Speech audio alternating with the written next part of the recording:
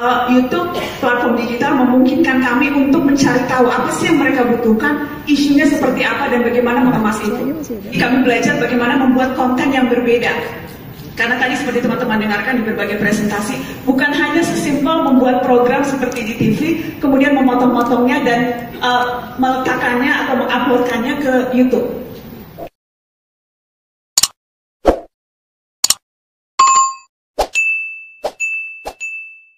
Waalaikumsalam warahmatullahi wabarakatuh. Teman-teman. Siang. Senang sekali bisa ada di sini. Saya ingat tahun lalu saya duduk di belakang, baru jadi YouTuber waktu itu, dan sempat berpikir dalam hati kapan ya kira-kira ada di atas panggung. Dan hari ini terima kasih Google sudah mengundang dan memberi kesempatan untuk bercerita apa pengalaman kami selama setahun terakhir jadi YouTuber. Saya mau memamerkan ini. Kok belum keluar ya? Kalau di TV bisa bilang akan kembali setelah pesan-pesan, tapi nggak bisa. Perlu saya klik lagi? Belum keluar juga. Sekali lagi. Sekali lagi. Boleh dibantu? Pencetnya ya? Ah, ini dia. Ini yang mau dipamerkan. Percayalah, rambut ini sangat kekinian pada zamannya. Saya jadi jurnalis sejak tahun 2000. Itu pekerjaan satu-satunya yang saya tahu. Sejak bahkan saya sebelum lulus kampus. 18 tahun yang lalu. Dan ini tahun lalu. Zaman berubah. Bukan hanya rambut yang berubah, alhamdulillah. Tapi zaman berubah, cara kita mengkonsumsi media juga berubah. Karenanya kami sebagai jurnalis yang menyediakan informasi juga harus berubah. Cara bertutur, cara bercerita harus berubah agar tepat dan relevan untuk semua platform. Karenanya tahun lalu saya dan dua orang rekan, Katarina Davi dan Dahlia Citra yang sudah memfilmkan dari tadi, kami membentuk Narasi.tv, rumah yang cita-cita besarnya adalah menjadi wadah untuk konten yang penting, relevan, orisinil, yang bisa menggerakkan dan mencerdaskan. Itu visi dan misi besar kami. Dan kami memulainya dengan sederhana. Konten pertama yang kami bikin di YouTube adalah, karena bisanya wawancara orang, jadi kontennya catatan Najwa, program bincang-bincang. Dan ketika itu prinsipnya harus sama. Mau tayang di TV, mau tayang di YouTube, harus eksklusif, harus berarti, harus membawa dampak. Dan kami beruntung karena dapat kesempatan untuk wawancara beragam orang, beragam narasumber, wawancara eksklusif dan pertama. Ini eksklusif dan pertama ketika itu dengan Pak Jarod yang waktu itu tidak mau diwawancara dimanapun kecuali di YouTube. Dan Pak Mahfud MD ketika itu masih berharap jadi wakil presiden dan hampir jadi wakil presiden. Betapa zaman berubah.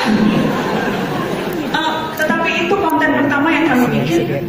Dan kami luar biasa gembira dan agak kaget, mau loh orang-orang ini eksklusif hanya muncul di YouTube. Dari mulai David Beckham, Anggun, sampai tadi orang-orang yang mungkin saja punya banyak pilihan untuk muncul di platform yang lain. Itu tahun lalu kami buat di Narasi.tv, dan selama setahun ini kami mencoba bereksperimen dan membuat beragam konten. Saat ini tepat setahun, bukan hanya ada satu program, tapi sudah ada 11 program. Dan Mata Najwa kami produksi di Narasi.tv, tayang setiap Rabu jam 8 malam di Trans 7. Dan ini program-program lain yang kami buat. Buka buku, Dua Bujang, kami berkolaborasi dengan Tompi dan Glenn untuk bikin talk show. Kami berkolaborasi dengan Dua Bujang, ada podcaster penyiar radio Prambos yang sangat kekinian, kami buatkan konten. Jadi total selama setahun sudah ada 11 program. Dan bukan hanya program bincang-bincang, tapi juga program investigasi dan dokumenter. Sesuatu yang sebetulnya sangat jarang sekarang mendapatkan tempat di media lain. Karena bikin program investigasi itu mahal. Investasi waktu, investasi alat, investasi orang karena butuh wartawan yang punya jejaring dan skill untuk mau membuat orang lain bicara apa adanya tanpa ditutupi. Tapi itu kami lakukan dan platformnya di YouTube. Ini contoh program investigasi kami eksklusif hanya di Narasi.tv yang platformnya YouTube.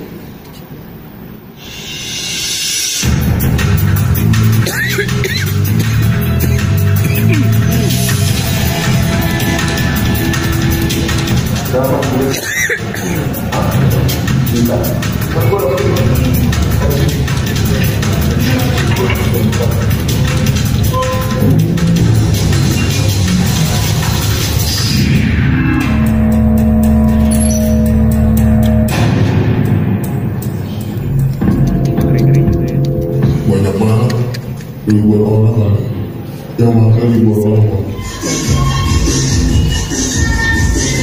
Banyak bisa karena udah ada pemasok gitu. Di situ kan pakai disediain alat semua lengkap.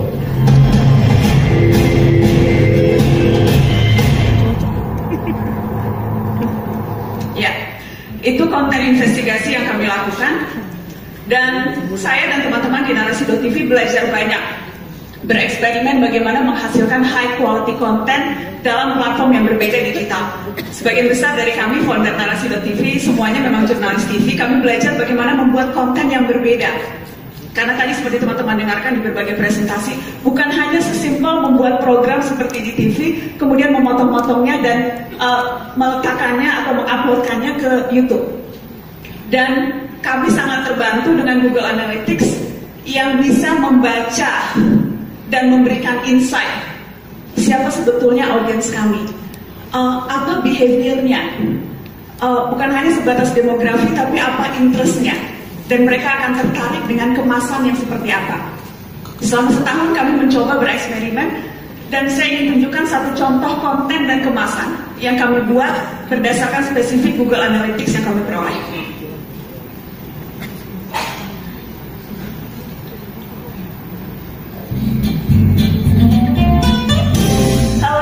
Ini Najwa dan saya sudah bersama Eyang Habibie. Ini dari Linda Setio Eyang. Actually, I have posted the question through Facebook. I still have some curiosity. Okay, how can I manage my feeling to my ex? Zaman kami terjebak nostalgia dan susah move on alias pengabdi mantan. Mohon dicerahkan, betul. Ada yang pengabdi mantan ya? Tiap mantan bukan judul.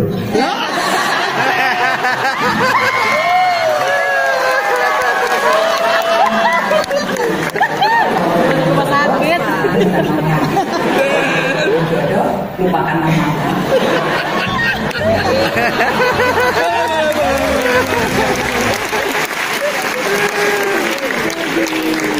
Karena audiens di YouTube Najwa dan di Narasi.tv banyak anak muda, interestnya terhadap percintaan sangat tinggi.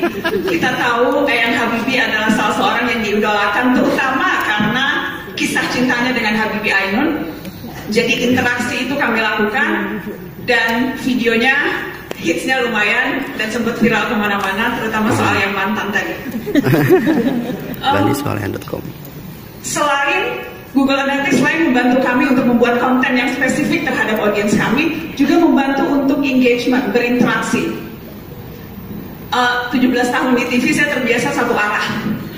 What you see is what you get, and that's it. Tayang, selesai tayang, sudah selesai. Tapi YouTube, platform digital memungkinkan kami untuk mencari tahu apa sih yang mereka butuhkan, isunya seperti apa dan bagaimana mengemas itu. Dan salah satu program yang kami ciptakan berdasarkan kemungkinan untuk engagement yang tinggi itu adalah program ini, Shihab dan Shihab. Sekali lagi target audiens kami spesifik generasi milenial, anak muda yang punya kehausan terhadap Islam yang menyejukkan, Islam rahmatan lil alamin. Yang kalau kita bicara dunia digital, terkadang konten-konten itu sulit ditemukan. Kebutuhan itu ada, dan kami spesifik merancang konten ini yang memungkinkan netizen bertanya apapun tanpa sensor. Mulai dari apakah betul bumi itu datar, atau apakah apakah jodoh itu dijemput atau ditunggu? Dijemput, by the way.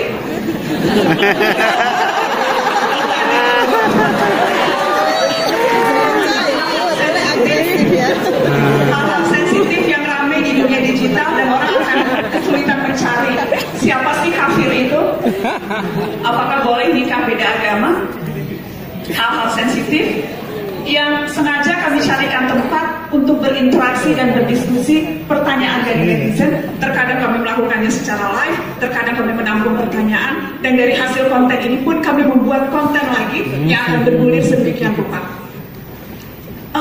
Dan pengalaman selama setahun di dunia digital membuat kami juga belajar bagaimana melakukan itu di televisi. Dan ini contohnya. Baru minggu lalu, Mata Najwa PSSI bisa apa? Kita nantang PSSI. Dan bahkan sebelum itu tayang live minggu lalu, sudah trending duluan. Karena kami membuat beragam aktivasi yang memungkinkan netizen untuk bisa berkomentar dan memberi masukan apa yang menurut mereka penting kalau kita bicara PSSI. Jadi kami membuat ini misalnya, dan ada banyak sekali yang, maaf digital tapi masih gaptek. Ini mencet sekali aja ya. Berubah. Nah. Oke, you get the point. Jadi ini memungkinkan untuk mereka berkomentar, dan ketika itu tayang, hasil tayangan Mata Najwa kami buat konten lagi untuk kami tayangkan di platform digital, dan efeknya luar biasa besar. Sampai pada titik orang yang namanya disebut di Mata Najwa ketika itu selang 5 hari akhirnya mundur karena terbukti melakukan match fixing di Komisi Disiplin PSSI. Jadi bagaimana interaksi itu terjadi, bagaimana engagement itu dilakukan, kami belajar itu di digital, kami belajar itu di digital, kami membawanya ke TV, dan kami buat konten lagi yang beragam, spesifik menjawab berbagai hal yang muncul dari tayangan itu. Karena sesungguhnya teman-teman, satu hal yang paling penting untuk para content creator adalah bagaimana tayangan atau konten yang mereka bikin itu bisa berdampak dan berpengaruh. Dan ada 3 mantra yang kami terapkan di Narasi.tv untuk bisa membuat dampak dan pengaruh, yaitu lewat ini, 3C. Konten, community, dan kolaborasi.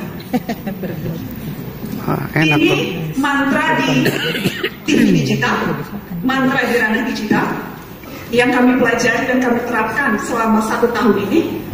Kolaborasi dengan banyak pihak, content of course is still the key, tetapi community juga penting. Karenanya dalam setahun kami sudah roadshow ke beberapa daerah untuk mengajak bukan hanya orang Jakarta, karena sekali lagi tadi data menunjukkan makin lama makin luas pengaruhnya, bukan hanya di kota-kota besar tapi kota-kota kecil. Ada begitu banyak lokal content creator yang bisa diberdayakan dan diajak untuk membuat konten yang menarik.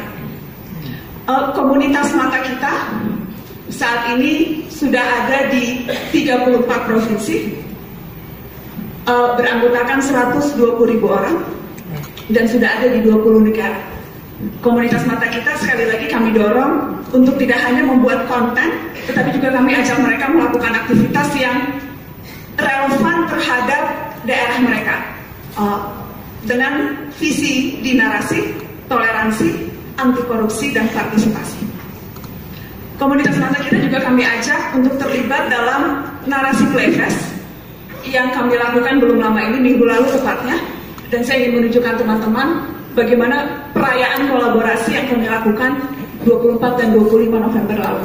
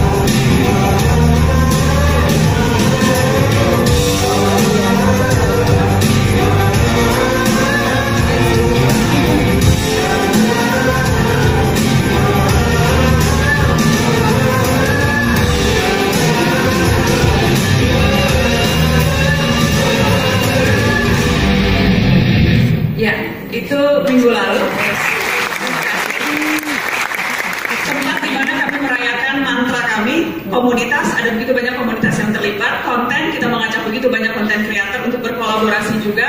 Dan tentunya kolaborasi dengan banyak hal, terutama juga dengan brand. Dan ada banyak brand di sini, jadi saya mau cerita sedikit soal kolaborasi yang kami lakukan dengan brand. Karena yang ini memiliki cerita yang unik. Saya akan sebutkan brandnya, Pantene.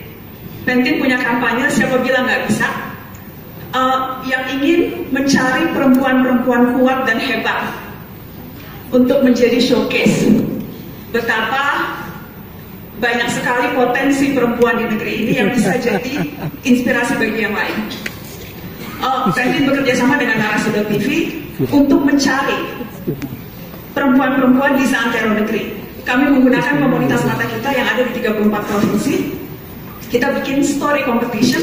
Mereka mengirimkan cerita dari local heroes di daerahnya, dan dari cerita itu kami pilih untuk kami buatkan videonya seperti ini.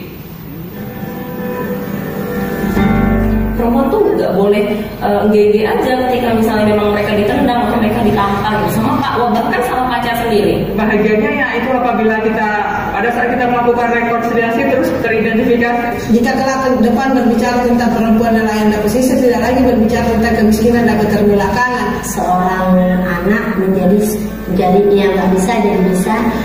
Anak itu kita harapkan supaya anak itu kedepannya menjadi sukses. Memang benar saya bekerja di bidang yang lebih banyak didominasi oleh laki-laki. Berat secara fisik, tapi saya happy. Saya mau jadi dua. Saya mau ada di transisi perempuan yang besar. Pada saat dia hamil, melahirkan, pada saat masa postpartum. Itu bergagasan bagaimana ya supaya tomat yang tanamnya juga sulit, biayanya banyak, tapi itu tidak dibuang begitu saja. Gender equality itu penting. Perempuan dan laki-laki harus setara di dalam pendidikan. Kami selalu menempatkan anak-anak di dalam lapas itu guru kami. Makanya di kapas kami harus sangat terbuka dengan siapapun. Menjadi disabilitas itu adalah bukan pilihan. Kita pun juga nggak mau, tapi ini harus yang kita jalani. Iya, itu konten yang dibuat oleh Narasi.tv bekerjasama dengan Pantene dalam kampanye mereka siapa bilang nggak bisa. Jadi kolaborasi itu kami lakukan dengan banyak pihak dan senang sekali menemukan partner yang cocok, yang punya visi dan misi yang sama, yang percaya konten yang baik itu perlu, karena kita tahu apapun yang tampil di layar akan melebihi waktu, melampaui generasi, membentuk wajah dan kepribadian negeri. Apapun yang kita create sama-sama ini teman-teman, itu akan berpengaruh bukan hanya pada kita, pada anak cucu kita. Bagaimana mereka berpikir, bagaimana mereka bertindak, bagaimana mereka mengambil pilihan, bagaimana mereka menentukan keberpihakan, itu akan menentukan. Dan riset bilang, mereka mendapatkan informasi paling banyak dari layar besar, dan sekarang terutama layar kecil. Dan kami di Narasi.tv sejak awal berusaha memenuhi tanggung jawab itu. Bukan tanggung jawab yang ringan, tapi kami yakin tidak sendirian. Karena kami percaya ada begitu banyak pihak yang juga punya kesadaran untuk memenuhi tanggung jawab itu. Apakah platform Google Indonesia? Apakah teman-teman konten kreator yang lain? Atau teman-teman brand yang juga punya visi dan misi yang sama untuk mempengaruhi wajah dan kepribadian negeri bukan hanya sekarang tapi lapisan waktu yang akan datang. Jadi sekali lagi terima kasih kesempatannya, dan terlalu banyak cerita berharga, terlalu banyak cerita baik yang seharusnya bisa kita gandakan sama-sama. Semoga. Terima kasih. Assalamualaikum. Thank you, Nadia Shahar, for sharing about your journey. And now we'd like to invite Ishal Sarin, Director of YouTube Content Partnership Southeast